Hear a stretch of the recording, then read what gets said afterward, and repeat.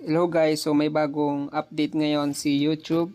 So yan, kung makikita nyo, on May 12, 2025 to improve your earnings, Potential will add auto add slots on top of manual on existing videos. You can choose to continue managing your ad slots manually. So yan, no, click mo lang yung manage dyan sa baba sa nakikita mo. Yan sa caption dyan sa taas. So manage.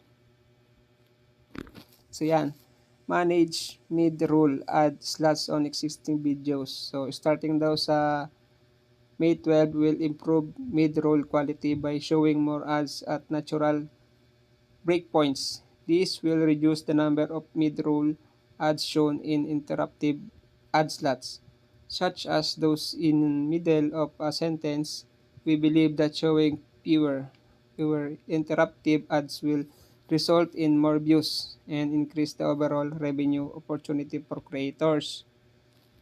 So to prepare for this change, we recommend that you turn on automatic slots for your existing videos and will work with your existing manual ad slots, creating new opportunities to show mid-rolls ads when we stop showing them in uninterrupted points in videos. So if you prepare to manage your ad slots manually, you can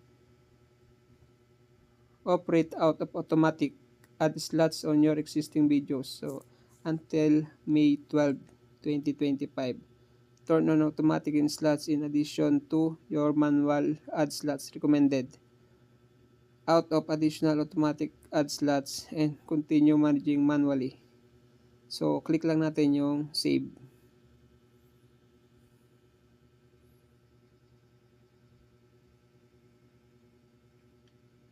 So yan, so antay tayo ng review, no? Starting on May 12, automatic ad slots will added to your video that contain manual mid-roll ad slots. So yan yung bagong update ni YouTube ngayon. So para tumaas yung ating revenue. So revenue natin ngayon is $5.62. So yun lang po. Maraming salamat. Thank you and goodbye. Bye-bye.